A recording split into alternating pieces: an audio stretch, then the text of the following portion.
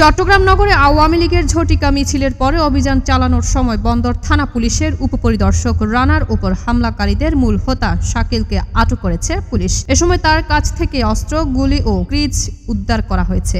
আজ দুপুরে চট্টগ্রাম নগরীর দামপাড়া পুলিশ লাইন্স আয়োজিত সংবাদ সম্মেলনে আটকের বিস্তারিত তথ্য তুলে ধরেন সিএমপি বন্দরের উপকমিশনার মোহাম্মদ আমিরুল ইসলাম। মূল আসামি শাকিল এবং তার সাথে তার আরেক সহযোগী ছিল আরিফ, দুজনকে আমরা অ্যারেস্ট করতে সক্ষম হই।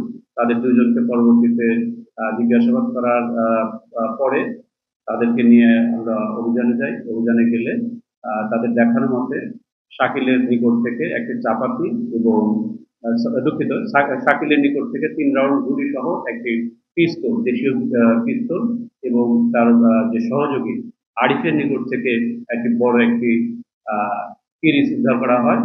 আর আমরা আসামিদের বিরুদ্ধে আইনগত প্রক্রিয়া দিলাম।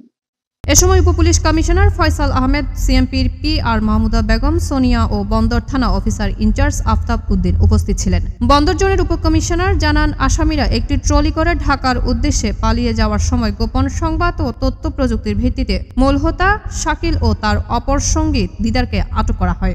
সেই চ্যালেঞ্জ ভিত্তিতে আমরা কাজ করেছি এবং তাকে অস্ত্র গ্রেপ্তার করতে সক্ষম হয়েছি এবং তার সাথে জড়িত যারা ছিল প্রত্যেককে আমরা আইনের আওতায় নিয়ে এসেছি।